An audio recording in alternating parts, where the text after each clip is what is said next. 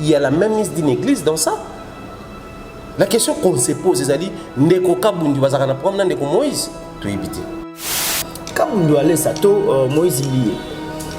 Tant makambu ya Eliane o ezalaki na mbili e bandaki non makasi. Est-ce que ils ont un pasteur moko bo répéter peut-être batala moi petit a lobi a bâti l'église mais les lois font moi mi tout ça succès. Niveau de to komi so de bito sauter moi muke place ya go sauver ba am na niveau to komi Eliane a ko faire perdre des ba am oui.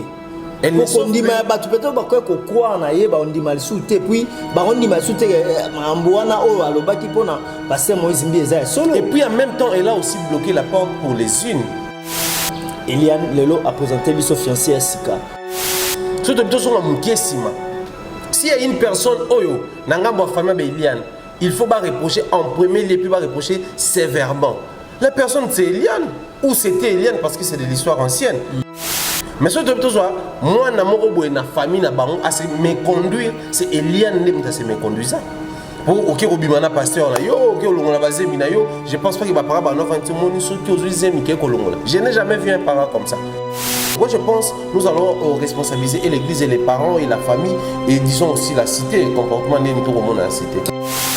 Mais je me pose la question, qu'est-ce qu'a Eliane de très spécial sur le plan invisible? Eux ça là que soit abi papa na maman tous les canaux vidéo ba les canaux. Soit si avocat na tous les canaux vidéo ba les canaux.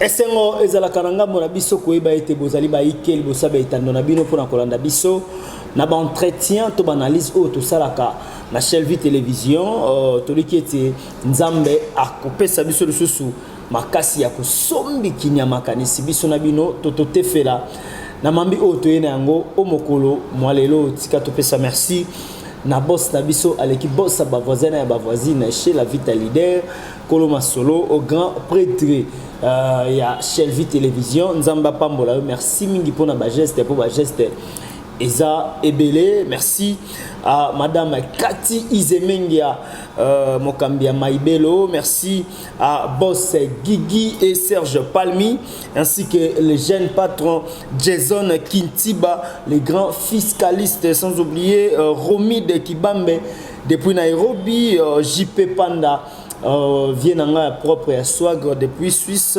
François Fwamba.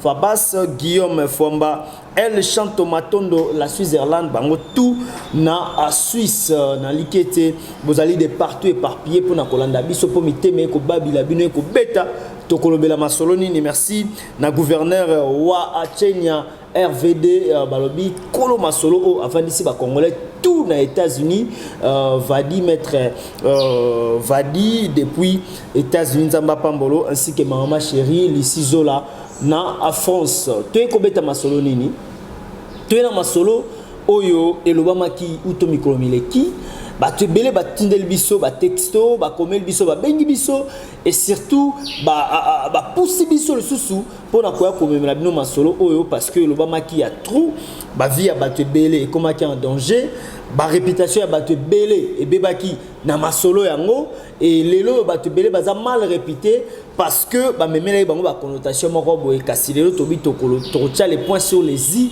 to maniola to tefela to ma éclaircissement na makambu yango kasi ezali makambu nini toyebongo na masolo ya ndeko na biso Eliane oyo wapi azalaki toloba azalaki c'est le passé parce que na minute à présenter son tout ça azalaki fiancé il y a pasteur Moïse Mbiye et ba komakitina ba parquet ko samba mais sikawa dossier na bango ba tena no moi pause mais il faut ezonga ekozonga tango ekozonga ba lobanini pasteur Moïse Mbiye aza quitté na justice ou bien a okangama andeo ya wana ndeko Eliane ndenge to koloba boye auti ko présenter biso lisusu fiancé na ye sika o wapi ba sali na ye ba émission et sima ya kosala ba émission akena famille na ye et sima ya kokena famille na ye biso nyonso tomoni ndenge ni eza kotambola na ba réseaux sociaux ba misusu bango loba mais mwana mwasi oyo pourquoi sali ndenge wana eza nini eza azosala ba buzz ou bien aza la reine de Saba o wapi ba mbeli nyonso ba kolandaka sima na ye po kitoko eleki to ezali nini kasi sima na wana tomoni eloko esali biso lisusu pasi et que moi si Oyo Eliane mobali Oyo a présenté biso lokola fiancé nae azalaki mobali ya camarade nae bakoli nae batangi nae ensemble et batu bakomi tout na ba question ebele si réellement Eliane azalaki servante de Dieu parce que tout le monde a servir et pas ya pasteur Moïse Mbie na cité Bethel mais ezaleli wana ndaki sa ena est-ce que ça ba na nzambe lelo oyo ba vie ya batu ebele to ebite est-ce que Eliane a se servi ka na notoriété ya pasteur Moïse Mbie il fallait bimaye ba na lokola pe ba sala ki ba clip ye oyo abima na makambo wana ou bien il y a une main noire sima ya makambo oyo. Alors il y a des questions que nous nous posons par rapport il y a makambo oyo il y a Eliane azu fiancé à la Kisibiso et puis à que plus long à l'objet que à longuement dans l'église il y a pasteur Moïse Mbie à Kominae et pas évangéliste Claude Kabundu Walesa. Nazana mon côté comme d'habitude. Nazana un grand analyste, un ami, un confrère. Oh wapito ba ko sombi kina makanisi na ye c'est vraiment un frère pour moi et surtout dans makambo ya média en ligne ce sont des gens au ba tindikinga ba pesinga coup de pouce ba pesinga penza pifo ba bi mon cher ba analyse na yo ba émission salaka na TV ya kin esengeli wa na ngope na presse en ligne yango wana na sepelaka na ye makasi na ba sujet lokola oyo na sepelaka ko sombi kina makanisi na ye to tefela ensemble na to taille bavette ensemble les ali bongo la personne. Il y a Thierry Mombaya, Pharaon, Oyazali Bongo Mokambi, il y a Africa Mobimba Télévision. Il y a des mobiles qui sont allés. Il y a Mongaye, des Tokosombe qui n'a pas canisinaye, na qui déjà Koyambaye. Shalom, bonjour, Mbotenayo, de Thierry Mombaya. Mbote ndeko John Fama, Mbote également, la réunion sur Bazolanda Bisso, bien des bonnes choses na Bango. Et surtout, merci pour nos multiples réactions à Bango. Ça permet à ce que nous puissions avoir de plus en plus d'orientation, de plus en plus marquage et puis courage. Il y a si pas que vous posez des idées dans le pourquoi pas que dénoncer. Mais je te dis, les gens ont vraiment ces grands soucis. En dépit à ce sujet mais aussi à aborder ce sujet légèrement, ce qui concerne le comportement de certains hommes de Dieu. Oui. Mais après, bon, nous sommes très très heureux de savoir que Maramoto Koloba, excusez-moi, ils ont beaucoup de réalité est vrai sur le terrain.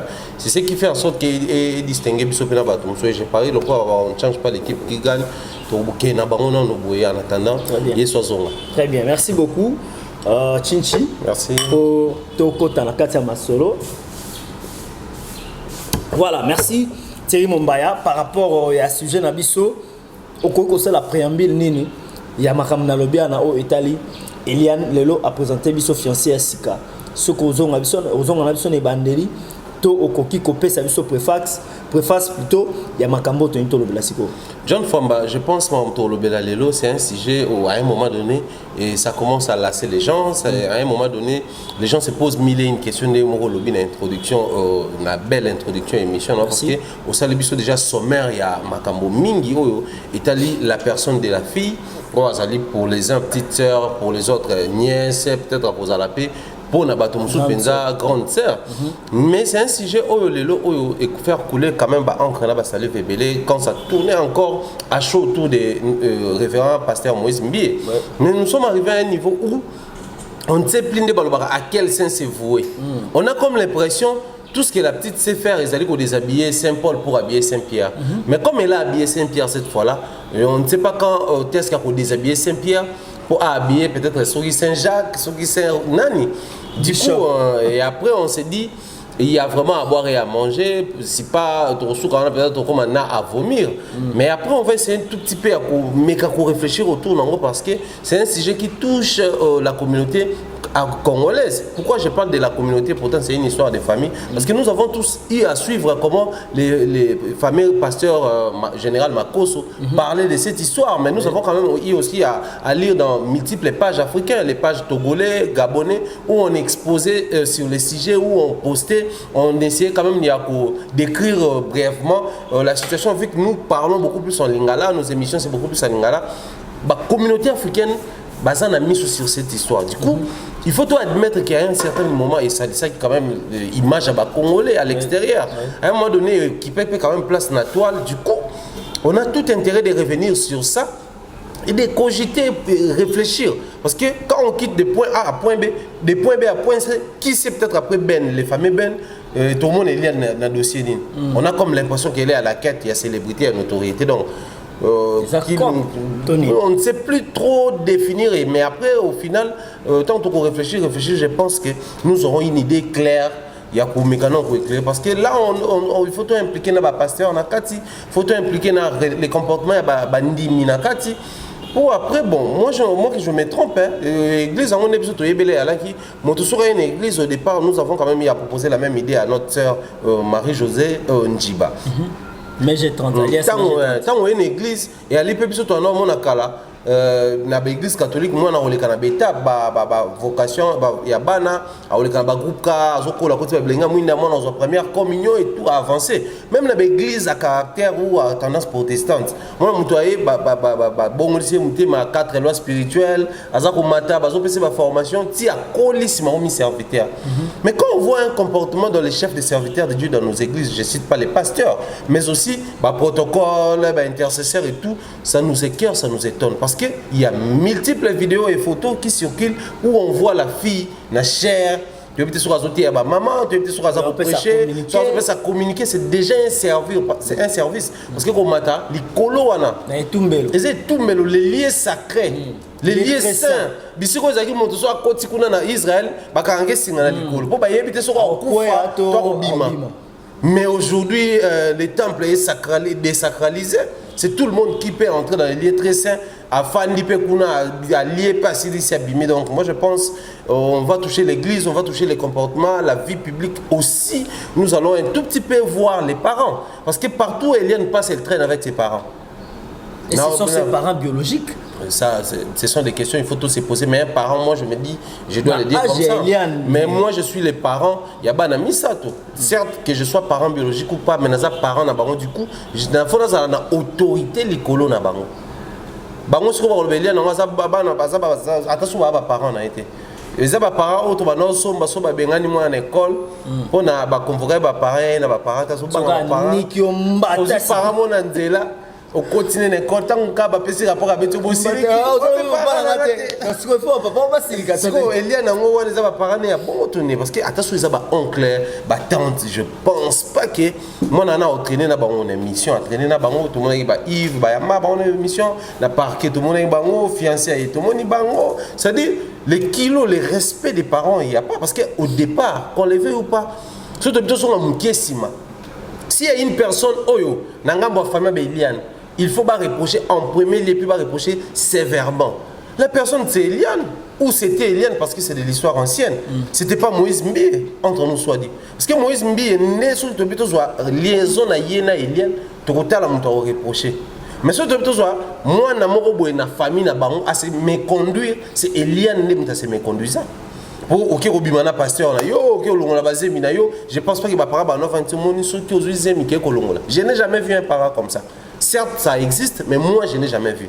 Et un parent qui se soucie au point d'accompagner l'enfant dans le parquet, dans le tribunal, il y a un salango, un gré, un âme et conscience. Attention, influence, ils n'ont pas un camp adverse, mais ça y est. Donc, moi, je pense nous allons responsabiliser l'église et les parents et la famille, et disons aussi la cité, le comportement de tout le monde dans la cité. Très bien. Merci beaucoup, Ndeko Thierry Mombaya, aux bénédictions.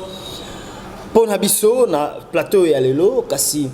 Par rapport à Maïo et Tolobeli, il y a Eliane. Tout ce qu'on a, moi, c'est Mamouké. Eliane, la pasteur Moïse Mbiye. Bon, Moïse Mbiye, à l'obaki yango na parquet que Azaraki fiancé naïe. Mais tout ce qu'on a comme on a monté les bandeli. Tu comme yo ka non à l'obaki à robala et le col à bali était yango na ake a fondé par rapport à blo non sauter les kaki. Tu sauter wana. Bazan a parqué dossier dans le bakatité, Eliane a publié les sous-sous, il y a fiancé à Sika. Papa, tous on a non si maman moqué, tout le banan, tout ça le tourne dans Makambo. Est-ce que les alinda qui sont malades, le lengi à malam, il y a même la Makambo ou bien aïe pour assaler comme boya, pasteur Moïse Mbi. Déjà à l'instant où nous sommes, au niveau où nous sommes plutôt, on se demande qui sont les personnes qui entourent Eliane Bafeno? On se demande, c'est seulement papa ou maman autour du monde.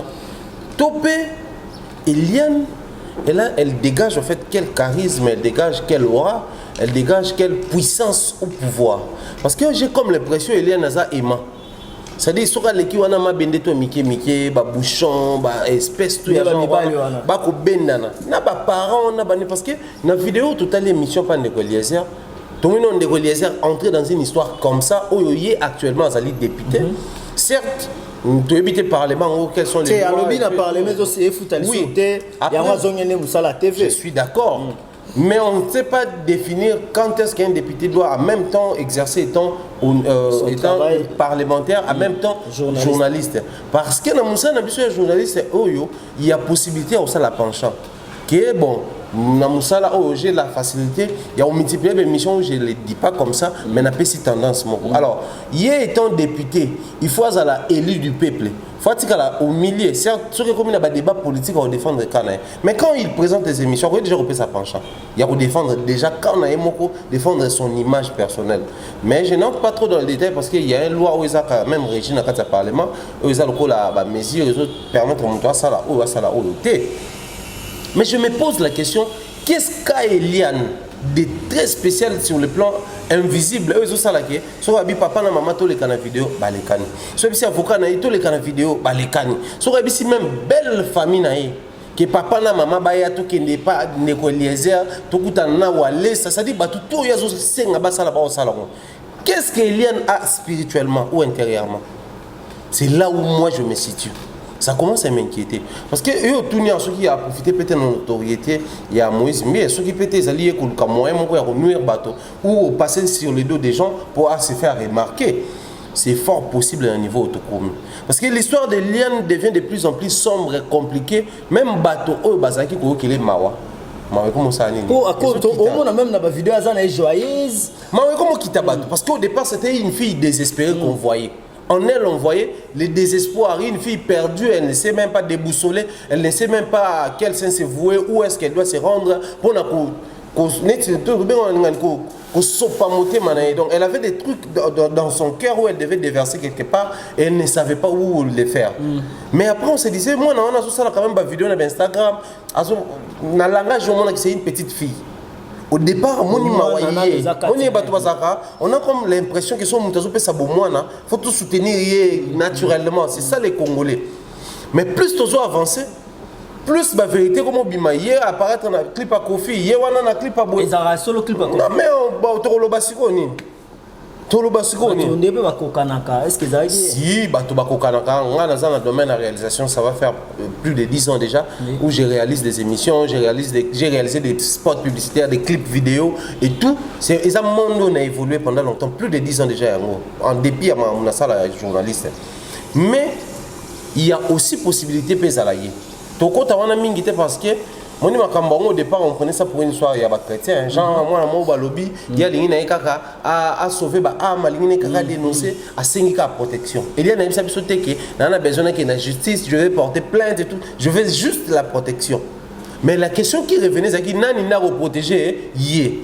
Mais tous les cas place on a été ils a pas un propos Eliane Alobaki aïe pour sauver par rapport à makambo ya mona alingite ba sikoyo est-ce que le lengi a sauver mais andenge wana ya dossier dans le système tout ça mais na niveau de to komi so to bito sauter moi muke place ya ko sauver ba am na niveau to komi Eliane a ko faire perdre des ba oui.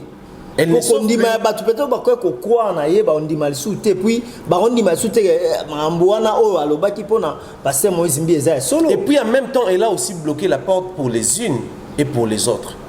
Parce que l'acte qu'elle a posé, genre je me fais passer pour quelqu'un qui est désespéré, j'ai mal, aidez-moi, orientez-moi, je vais sauver les âmes parce que je connais les secrets. C'est que biso tout comprendre que toyokara ouais ba tumsus tout ça ba pauvreté toyokara ba fille ba maman na ba pasteur les pasteurs aujourd'hui se servent des jeunes filles innocentes bazo bimana bango bazo abuser na bango parce que quand on sort avec une personne innocente innocence ça mutozali na agité innocence ça mutozali na conscience biso de toi il faut toi admettre il y a certaines choses faut trop le bon publiquement nous jouissons d'une position de force à un certain niveau mon moto azali azo apparaître soit côté na moto azali fan naïe mutuana dans une position de faiblesse, ils sont dans une position de force. Oui. On est obligé de brutaliser, mais de par la position que tu occupes dans le moto, on faire rien comme ça. Oh, ils ont un comportement, ils ont un bon mais mon collègue bosso beaucoup tanaï, le roi peut fan non, on peut kubimanaï. Je parle des intimités. Oui. Du coup, on se disait peut-être moi on a se retrouvé dans la situation là. Beaucoup de nos des hommes de Dieu congolais, tout ce qu'on a Congo. Au biso tout le monde a besoin de jouer dans la position là pour force pour pas abuser na bana bateau. Du coup, le col à moi Eliane encore ça dadi. Talaka dadi déjà c'est option que non déshabille-toi. Osani dadi mutalobi. Eliane, on se disait la petite, au moins, hier, on dénonçait bien vu innocence à âge des années. Maman, on belé, puis c'est une histoire où il est daté, bah, détail, vous allez belé. Il y a un mis sur les qui est braqué. Mais on s'est référé aussi à la fameuse femme, il y a un Mike Kalamba, il peignait. On se disait, hier, écoute, déjà, le quoi, ça pessine là, bah, c'est tout, bah, ça nini, bah, ça va suivre les qui balanda. Mais après, niveau il y en a qui dans ma caméra, on a dit que il y a mon passage va vouloir la chose et son contraire. Et pas Iko, Oya qui prend ma ramsoso. D'accord, les gens ont sur crédibilité. Vous avez quand même eu la chance. Il y a beaucoup d'avocat. Quand adverse baye tout ça va proposer, va monter, va proposer. On va voyage à Dubaï. Au biso to yoka dans la version na bango. Mais qu'est-ce qui manquait? Parce que je me dis toujours, moi si on a vivre en aïe, normalement, attention qui a ébi qui n'a pas téti, dur à cuire, mon congolais bata, et zorama idée, mon congolais koba, et soye bouka n'a pas si, mon congolais souyania ou il a la nasete. Ata ébi qui n'a pas dur jusqu'à ce niveau-là, mais au moins, il faut y avoir que place dans la faible. Et bien que son a solo lina tiré, si mi na solo na mba tout tel, son a coûté na mutu tel, ayoka ramutouana. Donc, Eliane aussi, après avoir passé plus de 2 ans dans notre pasteur, c'est qu'il y a des pasteurs qui on a souvent dit ça comme ça, publiquement, on a comme l'impression que Moïse Mbia est faible devant quand on le dit. Malgré qu'il pasteur, même l'idée Moïse a salang. Pour la ligne à consulter l'idée. Bon, d'accord, sur l'idée à Boyara. Papa Mbia, Koufata. C'est-à-dire, pour tout même, tout comme à niveau que les lots, tout le monde entend sa conférence de presse, inspecteur et RC, délégué par les bishops Sony Kafuta. Donc, ceci dit, ça prouve à l'évidence que soit le archevêque Kankienza. Oui, mais comment après déjà le dossier qui est une justice, après déjà la conférence de presse. Donc, bon, il faut pas arrêter l'hémorragie, mais avant l'hémorragie, c'était possible, il y en a les démarches, on ne reproche plus, puisque c'est déjà consommé. Mais si Olingi Clémence à bateau, Olingi accompagnement bateau, Olingi sauvé à bateau. Donc, pour dire que Yomoko Olingi Clémence, Yomoko aucun a procédé, Yomoko la sur la version, mais en même temps, plus on évolue. Garçon Mora Bimi, on voit, c'est-à-dire, biso to ba to na domaine à multimédia to ebi neni ya boyo ba vidéo ya solo na lokuta d'ailleurs les Congolais allaient m'acasser pour traiter ma vidéo qui a changé les Congolais sont en fait au niveau de moins fort na photo la photo pene comme il faut authentifier encore londi mais vidéo au moins bato ba kokana so ba kokana tiza muntu wana to mona noir sur blanc mobile a salé demande en mariage ya bague ba filmer ngoye pe ba obina ye o na ba master na restaurant moko. Mais Zaki Mobile, tout le monde était si quoi. C'était l'année passée. La même année passée, elle sortait avec Moïse. La même année passée, elle sortait avec l'homme qui demande un mariage. La même année passée, elle a déjà reçu la lettre. Il y a famille Ben ou a présenté Bissou. Azoussa la Bissou ni média noana. Ça c'est blague. 3 fiancés en même temps. 3 fiancés pour la moitié moko. Voilà pourquoi tout à l'heure, qu'est-ce qu'elle dégage de si spécial intérieurement? Ils ont attiré. Déjà, ça n'a pas. Voilà, merci beaucoup, Ndeko. Thierry Mombaya, tu as commis toute la question sur le dossier Eliane.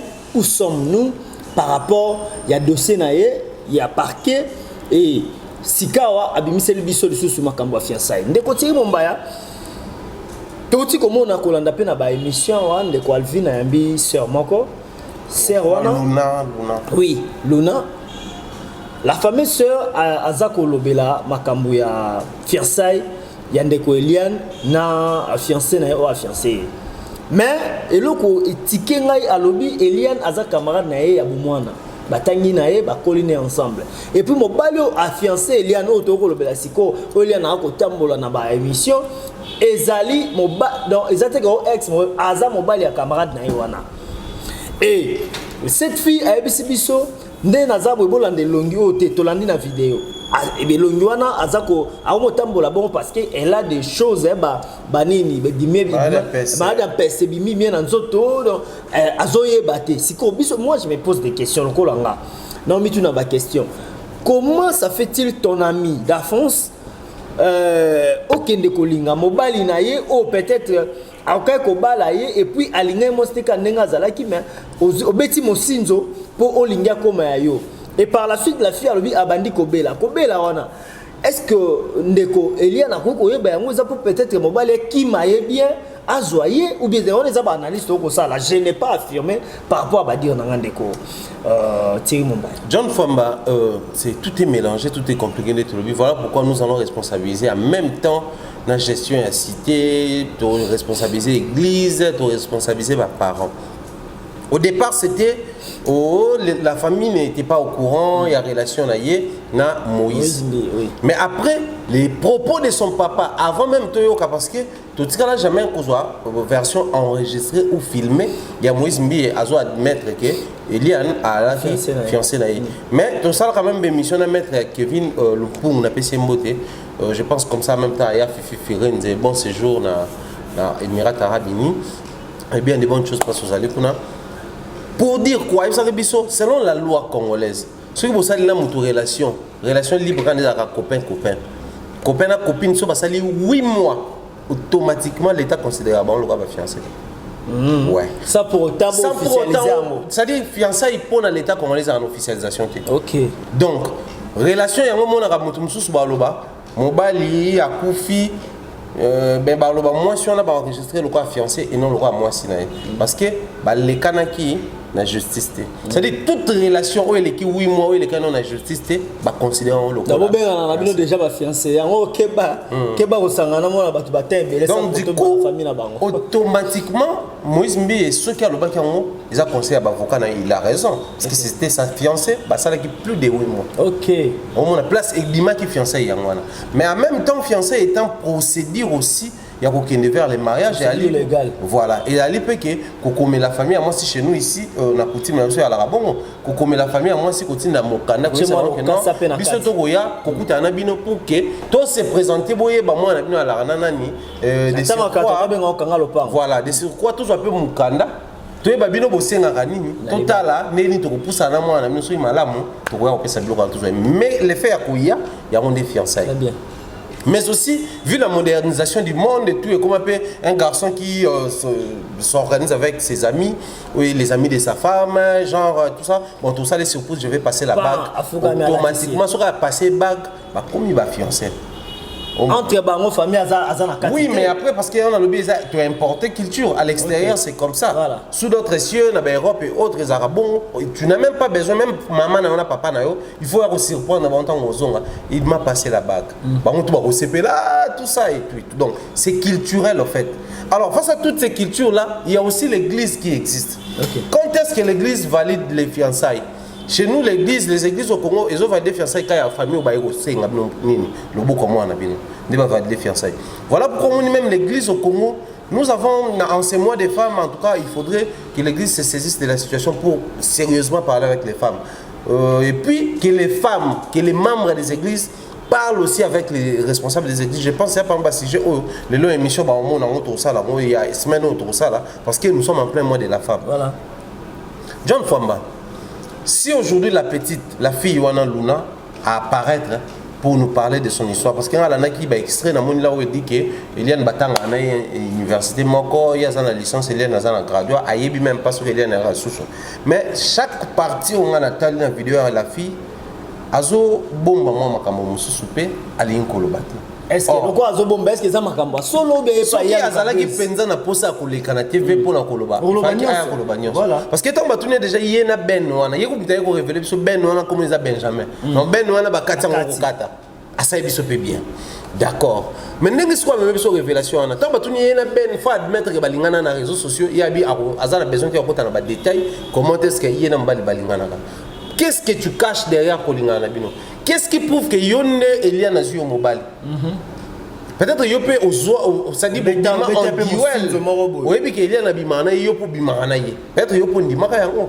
Ye moko même biso na zone oyo ya ba doute. Mais s'il faut qu'on avance. Toi tu as souffert pour un homme n'azo prétendre parce que selon ye cet homme a fait réveiller.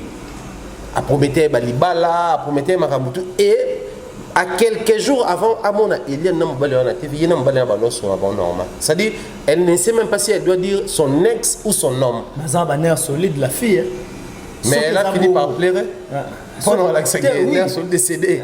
Attends, nerf solide décédé mais au Vandi Boye, net Boyana on s'en mobile to solo là. Elle pas du coup Nathalie na tête aux aïe na bien Nathalie na tête na monio. Bah, vous présentez mais donc voilà pourquoi il y a lobby à qui loba. Mais surtout quand tu as maloba na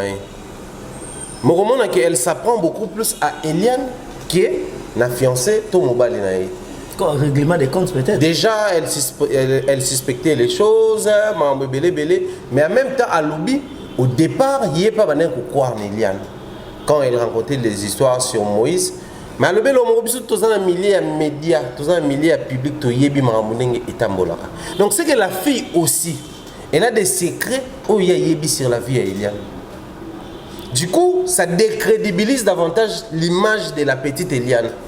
Celle au biso tout ok la qui mawa, celle au biso tout à la qui n'est na ye, mais tout comment on a moi question belé.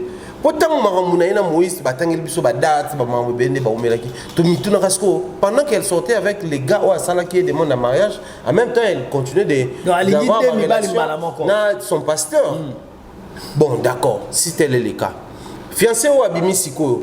Maman est fiancée, ba parent est fiancé, na ba parent ne bango moko ba lobi na émission que Bassala qui déjà lettre et demande de fiançailles depuis l'année passée. Donc depuis 2019, tu es moitié mais Toyoki qui est depuis le mois de juin.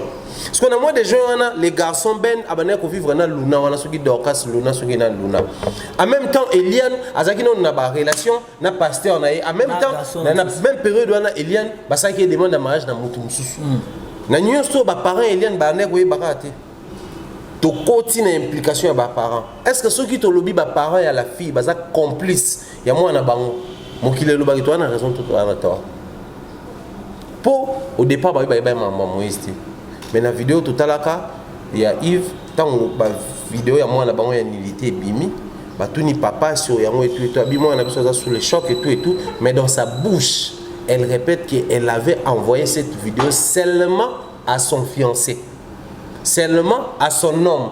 Donc, quand un papa... Moïse, okay. Selon version Eliane. Donc, quand un papa valide à la télé, on a même avant le procès à l'amorcer. Mais déjà, les papas appelaient les messieurs son fiancé. Donc, c'est que les papas étaient au courant de ces fiançailles-là. Il était au courant de cette relation-là. Non, mais tant que moi, on a raconté déjà l'histoire et pas papa. Donc, quand ton enfant te parle d'une relation où il est capoté, automatiquement tu commences à appeler les messieurs son fiancé. Et pour tout ça, il y a messieurs. Parce qu'il est sous prétexte qu'il a exposé ta fille à coucher dans mon anayo, à faire avorter. Papa est fiancé par rapport à choc. Papa n'a choc, mais on connaît les papas congolais. On voyait l'expression, tout le temps appelé expression. Jeune fois, nous sommes arrivés à un niveau où il faut admettre que les papas et la maman, je ne sais pas si c'est biologique ou adoptif, mais c'est complice. Il y a moins Très bien. Complice, il y a moins la complicité des parents, nous dénonçons à ce niveau-là. Nous avons besoin des enfants, oui. Nous avons besoin d'élever nos enfants, oui. Nous avons besoin, et en tout cas largement besoin que nos enfants vivent les bonheurs sous ces soleils, oui. Non, avant de continuer, on a complété les cambos. Si réellement, Eliane n'a pas parents, n'a pas complice. Et nani o azana simana bango o azo tindika bango pesa bango pifo et puis a copé sa bango a copé sa bango eliki a espoir que bako longa na makambo no so bako ça. Bon, kolonga na ko pola biso tout ça na milieu public to yebi comment est-ce que il y a des procès et salama ne quoi na raison mazo croupir na prison. Il y a même des amis comme ça, DJ Abdul Bokams à l'instant où nous parlons à la prison maintenant Sambati. Non, Aza déjà na prison, emprisonné maintenant à Sambité. Oh non, mais tu dis que l'autre fois Samba pour ceci. Mais quand viol goto kito mata, osora man. Oui, mais après non, il faut pas le baki au violet. Tant que la preuve est réunité, tu peux courir dans le bâté au violet parce que mutuso bakanye même na flagrance, à la présomption d'innocence. Automatiquement, ça fait de lui à un certain niveau, d'un côté innocent, de l'autre côté accusé. Mais après, je dis ça, c'est la prononciation finale pour Bayeba. Alors, ce qui te continue le dossier, tu peux impliquer mes parents sans pour autant tout le cas, qui est derrière, qui soutient, qui a orchestré, tout repoussé, et ils n'ont pas besoin forcément d'être poussés par les dos pour qu'ils aient la complice à moi. Qu'est-ce que j'attends parler par complice? Complice, excusez-moi. Quand est-ce que j'appelle complice parents? Parce que moi je suis ton ami de longue date en tout cas. Aujourd'hui quand je me retrouve en face à la problème yo qui peut version orienté et ça peut faire ma complicité. Parce que tout le bagage on a début, on a parents au fara siliqué la non n'angam Eliane ils ba siliqué les lianes. C'était pas mal publiquement qu'on accepte ça comment on s'associe à l'avocat va s'apprendre dans Moïse Mie non. Et si ils appellent la famille, il fallait pas s'apprendre dans le premier lien dans Moïse Mie, c'est famille. Mais Mombaya tous on a sima. Ce qui peut-être famille ba kokai ko télématé ko siliqué moi na bango pour un. La fille à l'objet abanda Kobimana pasteur Moïse depuis elle qui a 17 ans, soit 16 ans, soit 17 ans. Elle était encore mineure, azana qui ait consentement ou pas, aza innocente. Donc azana au moins na moké. Oui, selon la loi. Selon la loi, oui. Voilà. Donc il y a un moment où les parents ba koma qui na esika jamais ba koyo ko taquiner. Pourtant on a dit moké azalaki a mesana na motina aja koma qui une chose au biso ba boti, il faut pas tout bosser na. Nous étant parents on n'a pas l'obligation de vivre avec nos enfants selon la loi, selon la justice. Mais il faut non. L'enfant doit grandir autant qu'il y a une intelligence, à apprendre sur la justice, la loi, maraboutou. Mais il ne faut pas qu'on vive vraiment selon la loi. Parce qu'en ce moment-là, nous avons des parents qui sont complices à la banque. Ils ont calculé dans un mineur où il faut porter plainte. Mais il y a un comment tu n'as pas su que moi, on a demandé à Namibali? Puisque vous avez distant, puisque vous avez un dialogue, puisque intimité, c'était les mêmes parents hier, parents mais ils ont dit qu'est-ce qui fait que les parents est-ce que les parents se préoccupent de ça? Maman, mais pour les parce qu'aujourd'hui, il faut condamner les hommes. Il ne faut pas comprendre que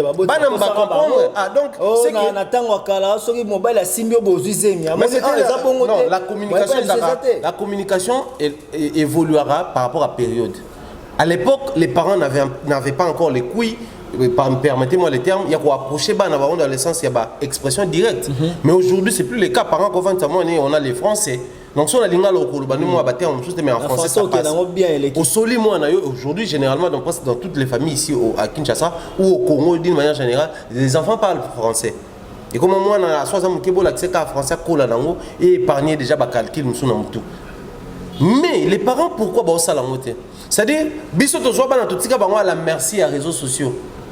À découvrir quand on découvre seuls les abus, les dysfonctionnements, tout découvre biso moko. Voilà pourquoi même la fille Luna Wana azolinga ko admettre que yepena ben balingana na réseaux sociaux parce que ben vit en Europe, bango na ba Eliane et les autres ba vivara.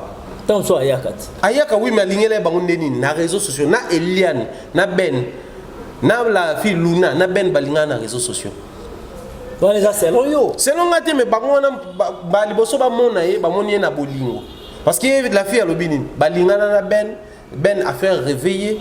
Si après ben a ekouya de bakutani. Donc a fait réveiller l'année. Na ba sex tapt.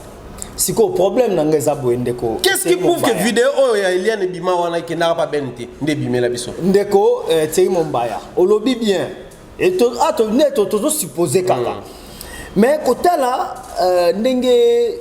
ndeko Eliane na mobali na ye balingani siko pourquoi ba memi yango lisusu na média pour la récupération médiatique papa lisusu ke ozana na ba problème na minito siko yo Kendra Kylie Jenner makamna no silité mais oye ko zwa lisusu mobali oye obimine su na TV pour boko sa mo kachete ba sana ba mo soko bale mbambango ameme na poto ke ba memango na TV to mona bato bazalaki blessé bazolela na kombo Eliane ndenge elle a été bon traité respecter na ba modèle nyonso wana lelo oyo ayeli suka na télévision. Pourquoi il fallait pas ça la pas cachette au final on se demande qu'est-ce qu'Eliane gagne en passant souvent dans les médias.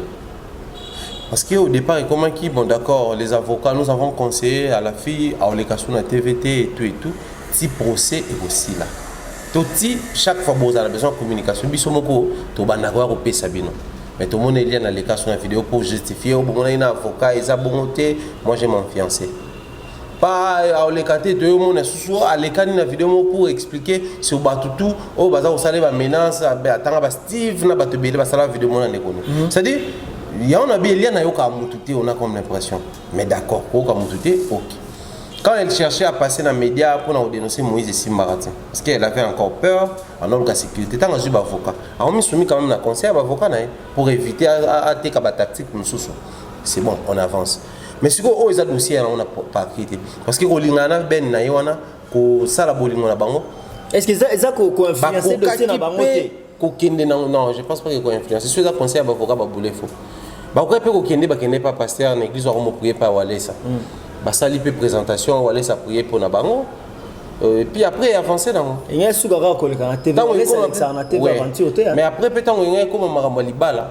Déjà libala Eliane actuellement elle a un nom. Ça il faut te admettre, c'est comme la fameuse Naomi Mbando a comment il fait un nom. Mais et loko moko biso to lobara na ba émission. Généralement, les sex tape à Congolais, ils ont la carte au fin, mais ils ont la rota. Mais moi, Eliane, bizarrement, dans les commentaires, ah, moi, je propre, moi, je bien, et qu'on PC Mibali. Les gens sont bizarres, et qu'on PC Mibali. Tout ça, moi, je suis ben, je suis Luna, à combien Eliane? Qui sait peut-être pas la vidéo, il y a mon ami. Ah, mais c'est possible. C'est possible. Biso tout le monde a journaliste qui exposé un peu après tu yoka témoignage kazo mibali. Ngana vana na Kenya na aéroport na mona ba Kenya moyennement na yoka Swahili. Ba ota la vidéo mo ya ba congolaise qui Kinshasa ba petite amto tukuta na ba vandal. Ba sala ba vidéo ya ba bloc na bangola ba 100% bêtises et autres na Swahili siko. Ba ota la ngokuna. C'est-à-dire les gens des fois sont bizarres. Et là moi on a son humain bizarrement. Mais ça c'est une canon. Une femme comme ça, c'est qu'elle n'a pas été satisfaite au lit. On n'a pas de pasteur. Ah, c'est pasteur, c'est Afrique, ça veut pour dire que aujourd'hui, cette fille, j'ai comme l'impression qu'elle a compris les avantages médiatiques de la vie. Donc, elle passait inaperçue. Aujourd'hui, elle a quand même. Non, mais comment il quand même na moi succès na Nzemba yé. Mais tu es que comme on est Eliane Bafé no kitoko. Tout le monde a moi na mon boé, ba tourner clip, tu es que sûrement c'est que Belge Belès m'tazuye à côté na clip parce que ils a à côté ça déjà ba fille bien na clip. Pour les garçons des mobile na vendre na lemba. Mais paf, tu es mon qui à ça mon église na Instagram na yé, tu es ko découvrir maman na nyo son ndeni. Ça mon dossier o ebi mais la médiate. Elle a couché avec moi, il m'a fait avorter. Soit bimsa ba pleure wana te mettre bientôt. Malgré clip au basalaire yé oyoana. Donc ceci dit, elle profite d'un avantage médiatique. Maintenant sur les premières années, je passe à un niveau il y a famille la belle famille parce que nous avons responsabilisé les parents et ses parents et ses belles et ses beaux parents. Moi je ne trouve pas la responsabilité parentale dans ça. Normalement on a une responsabilité. Oui. Comment une fille avec une histoire de honte, papa, restons bantou, c'est une histoire de honte. Et vous acceptez si facilement de passer à la télé pour expliquer. C'est parce que il fallait qu'il dénoncer le courant pour avancer. Est-ce que c'est là qui est vraiment important pour avancer la vie, il faut dénoncer dans les médias? Mais Mibali paye. Bon, on en a besoin de Mibali. Pour nous remettre la télé sur Mibali. Pourquoi moi c'est un millier bolumbu nae mutakala nae emona nae na mission ya batu olingi pe et puis baza ko mema bino na famille na bola ki na télévision neni olingi obala e.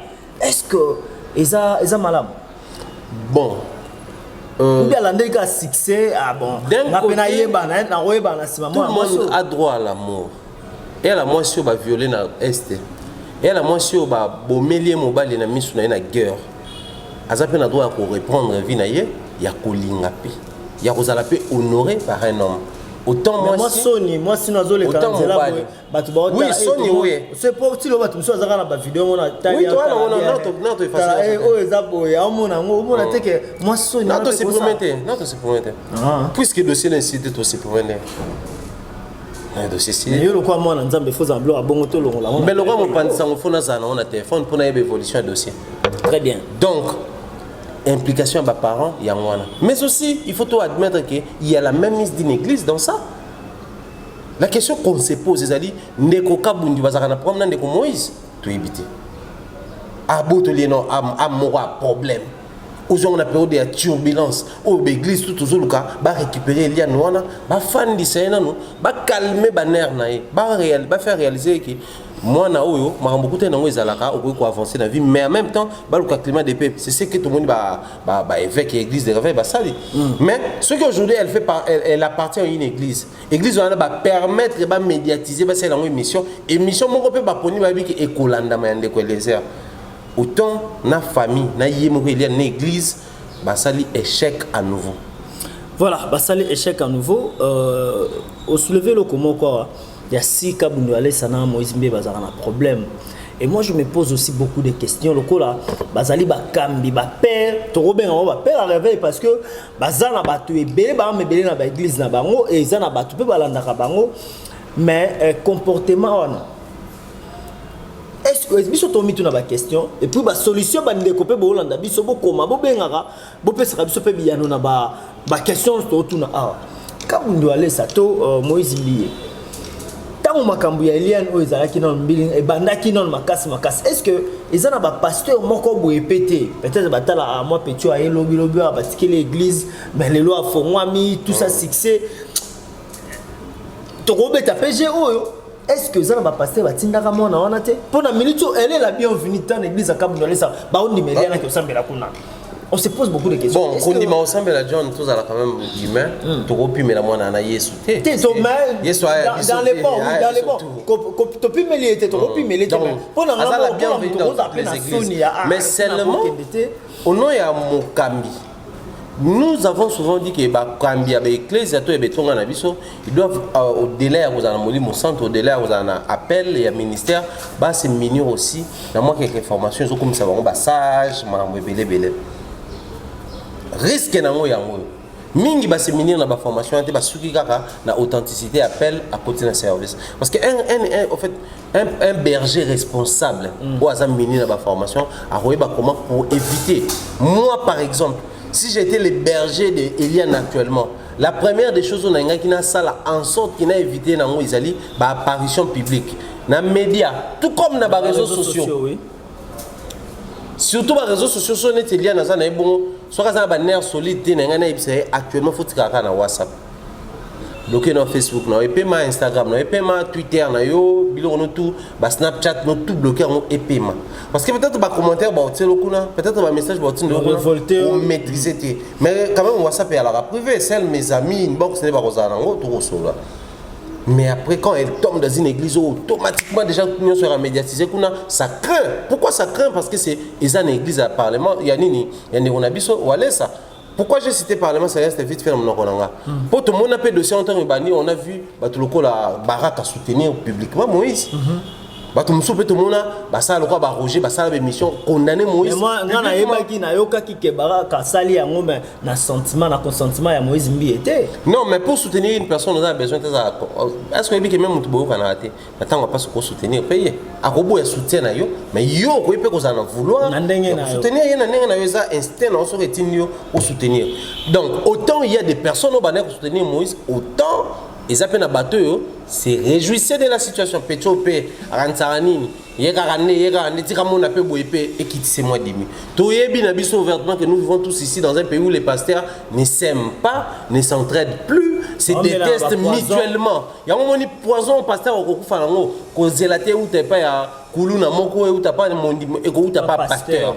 Voilà, et où t'es pas pasteur, to chité, to comme Nasukandeko, c'est Mombaya. Et tout le monde qui peut dans la vidéo awa donc on a tout soulevé pour Moïse Mbe na suka ce qui en est reconnaître que ça il m'a commandé pas Eliane comment que ndeko luka vient na biso ya fibo assemble la pona Avec Pascal Mokuna, tout le monde a 2 photos circulées jusqu'à la 3e photo. Et puis, à ta séquence, il y a seconde de vidéo dans la monité. Tout le monde, la première photo, Moïse Mbia Foukami. Deuxième, Pascal Mokuna, a bonde la pona. Mamie Maboko, a bonde la pona. La deuxième photo, tout le monde a télé en famille. Trésor. Limbi, Moïse Mbi, na moi, na moussou avec na moniwana, parce que c'est une famille, on a eu moi pembeni. Et puis voilà. Mais, bisous que tu as aussi la lecture, le reste de la souka. Tu as la lecture, Moïse Mbi pouvait aussi avoir besoin d'un soutien spirituel. Bon, et pas évêque. Oui, mais. Non, mais non, coucou, selon les gens, pas selon Moïse. Mais Moïse a la liberté, on a la choix. Bisous tout est responsable de la plateforme. Moïse va tout à la ils allaient actuellement évangéliser Sonic Afuta. Mais qui n'est pas avec Mokuna. C'est la zone de Sonic Afuta. Sonic Afuta, le bel épée. C'est le dossier pesant à moi, c'est parce que Sonic Afuta. Oui, mais la photo est circulée. Ils allaient avec Mokuna. Avec Mokuna, Azali Bongo, évêque général, il y a ACK, mais aussi, photo est Azali archevêque et Amek. Amek, ils allaient plateforme, le roi ERC. Le roi, il y a ça à faire partie de la ERCT. Du coup, peut-être Moïse Mbie, tu y es par la position incitée, tel roi communauté, membre de la plateforme. Qui sait peut-être créer un nom dénominationnel, la plateforme qui sait peut-être s'affilier à mec automatiquement. Il faut qu'il se soumette et pas Mouto Yaponi. Du coup, autant pasteur Sonic Afuta Bendaki, autant évêque pas pour Benda. Parce que Moïse a appartenu à la plateforme à Moutouti. Bon, il y a un poni bon, mais quand ça l'appelle bon, mais il faut qu'on ait aussi dans le dossier au membre d'appartenance, il y a même mise et tout. Non seulement faut qui a été ou qui sont derrière Eliane pour pousser la justice, la média et tout, mais aussi faut nani ndaza derrière moi na Luna pour pousser peine média. Je pense que ce tout l'année mission tout l'année va dire à moi nana tout comme elle a des secrets concernant et les garçons Ben et la fille Eliane. Qui sait peut-être Ben aussi est derrière ces dossiers comme il a dit Moïse Mbie. Voulant peut-être se venger, voulant peut-être récupérer, se taper une petite notoriété, voulant peut-être se faire un nom dans les milieux. On a minute pas aïe déjà na Congo. Mais bon ton lo bandé ni Combonien. C'est que tu es innocent. Ton lo bango parce que les cani nanzela Moïse Mbi wa ça. C'est photo comme un peu ko masquer ba Congo na on peut ça on ba Congo. Non mais pour bien analyser, il faut tout temps ba Congo. Donc posons les yeux sur cette petite Luna. Oh les cani pas de Alvin Beya, elle détient des secrets. Si et seulement si il est grand temps to bandi ko révéler. Après que comment ce soit grave et s'enflammer, oh église comme koya tant on est peli moto. L'église pas kota lisusu makambo que l'église cherche à consulter la petite Luna, batunaye d'une manière sage et détaillée, ni ayebi sur Eliane. Ni ayebi sur parce que la fille prétend dire que qu'elle est makambo. Et au départ abane koyo que Eliane elle croyait. Na minute elle va pesi kofi olomi des raisons, ce que motoye ko funda plus tard c'est kayebi makambo. Donc la petite Luna aussi étant mon pan parce qu'elle est journaliste. Ayebi ba secret. Parce que le bibi surtout va dans le milieu public, to yebi makambo et les kanaka. Que l'église pose les yeux sur ça, à la limite même que la justice pose les yeux sur ça. C'est tombé en crise de jalousie, il y a moi à exprimer. Mais sous la crise, makamoussou et bimakayal on a été ivresse. Alors makamoussou soit ceux qui ont un bon analyste pour comprendre d'un côté sa crise, mais de l'autre côté paye à yebi ba secret. Toujours le cas clarté. Qui sait peut-être moi dans ta koye des biso. Voilà, ce que Zabongo, pourquoi pas ou bien attitude na biso ba journée c'est que ko za la randenge nini na ba acte le ko au serment ko eto mutu mo a dénoncer le romoko boy ya mutu moko boy ya likolo. Est-ce que à quoi comme journaliste au quoi comme maintenant noté pas passage ya Lingomba bon journaliste partenaire à Lingomba non mais pour na ko ele kana nous vite fait tom suba bema moto ya ngokana c'est que e ko panzana susu boy et puis sa moto la déontologie et l'éthique existent mais après faut voir que nga min comme benga la français t'es journaliste j'aime bien la lingala journaliste nga ba benga ina mo pandi sango soka zui sango na yo fa panzango Mais au Panza, ça m'a donné un malamu. Oh, merci. Merci de négocier. Merci, il y a des informations, on a des ontologies. Oui, mais après, après diffusion. Il y a des informations non dites. Les informations, il faut toujours quand certaines informations sur base d'un système. Voilà. Parce que l'information est variable et variera selon et place aux allélis selon c'est comme j'arrive à la maison. La communication, communication, pour la TV, la communication des entreprises, on nous apprend dès les bas niveaux. C'est déjà la communication. Naïe, maman, belle attention, papa, Koufi. Nous avons une communication non dite dans le bon temps. Peut-être maman lingomba, on va la bien maman, ils sont des bango. Mais oui, après il faut savoir que biso siko tout ça la communication publique. Très bien, très bien. Donc ça voyait mon pandi sango, il faut Panza sango. Voilà, merci beaucoup Thierry Bombaya. C'était vraiment un réel plaisir pour nous à cause de notre plateau mon compte partager ba moment kitoko to les ensemble bande kono so balandi biso le babo kabwaneza nini pour na émission ya lelo. Le babo kabwani en tout cas Moïse, Walesa, Eliezer, Eliane Bafeno, Luna, Ben Bomo Sarana biso. Nous voulons voir clair dans tout ça. Aidez-nous à voir clair. Biso ba Congolais. OK. C'est les Congolais ne ba oyoka sonya makambo. Quand ça touche na niveau ba ivoirien ba tsango na page na bango les Gabonais ba té ba Togolais ba songi ba té quand c'est Makoso qui récupère, quand c'est tous ces gens-là qui récupèrent, on ne parle pas que des Lianes, que des Moïse, que des Ben, mais on dit les Congolais. Donc, place na Rosala na ebi ke balo bela makamna biso. Quand c'est une histoire, il y a fierté, il y a orgueil, il y a honneur, toujours c'est là. Mais ce comme on Sony biso. Biso. Depuis un moment congolais, c'était l'image d'un peuple. Il y a l'Olène, un peuple qui a carrure, là, bien, la ramaille, imposant en Afrique. Mais aujourd'hui, on n'impose plus rien. On n'impose plus rien, on ne nous respecte plus. On craint les comportements congolais, on évite les comportements congolais. La preuve, si tu te retrouves dans un coin, l'élo est commis. Ceux qui battent aux Congolais sont autant la malamu. Ça devient une nationalité de honte. Et pourtant, c'était une nationalité de fierté, de bravoure. Voilà pourquoi tu l'as dit. Et l'Église doit arrêter de se faire passer pour l'image de naïve. Non. L'église, il faut imposer. Même l'église au milieu du village. Non, c'est que dans l'église, nous devons vraiment nous trouver dans un lieu sûr. Hôtel au milieu du village. Voilà, donc, arrêtez avec ces jeux-là, nous voulons voir clair. Et puis, tous les camamons, il y a un talato, biso personnellement, tous les mythes dossiers.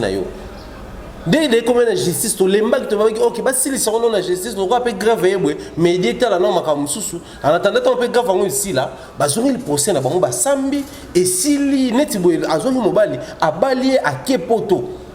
Pour bala ngwa muta poto. Ole ke bayina mo suna TV to zongeli sous côté à la trompe so kozela kepoto comme actualité yekaka.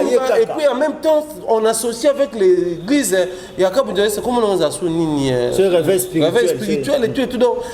En tout cas, franchement, honte à l'église, honte aux jeunes, honte aux parents et honte aux Congolais. Merci beaucoup. Nous allons pas merci beaucoup. La salutation dans Mireille Flore Oyona, je te salue depuis Canada. Des gros bisous à toi. Bien de bonnes choses à Karine Manis à Maneskin et à Nzambé. Bien de bonnes choses à mon mentor Jean-Claude Longangé. À ma maman Rose Fadiala. Je salue comme ça en tout cas. Très spécialement Bernard Chamala Choubé. Ça va gabonner la porte. La porte.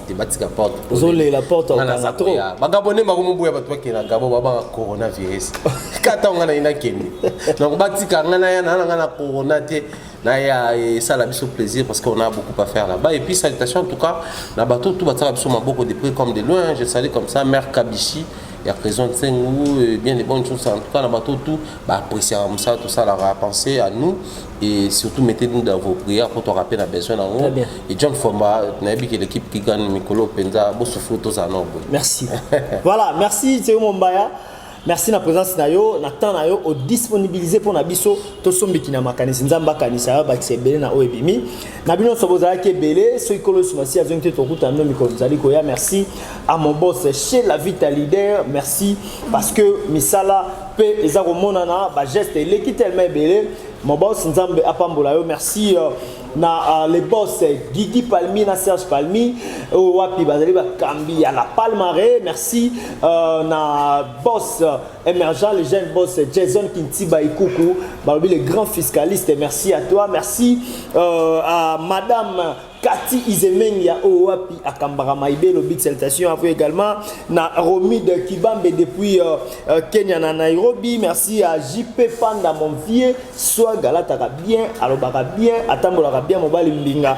Merci à François Faba, c'est on a bien là. Merci na coaching parce que et ko changer to ko lobaki to ko kende bien petit pas ça là. Merci à Zouré Guillaume Famba, merci à Elle Chante Matondo à Switzerland. Merci à vous, merci Nabandeko tout gouverneur Wachenya depuis États-Unis, Maman Ridi boss, sans oublier mon petit frère propre Cetoine Comique, c'est ton surnom, petit nanga Kati Kevin Kacha. Quant à moi je vous dis Moni Titi Kadima, merci à toi. Mobutu, merci à Glody Messa, Mikomzali Koya, la même chaîne, la même émission Kassi, na numéro Yassika. Ciao.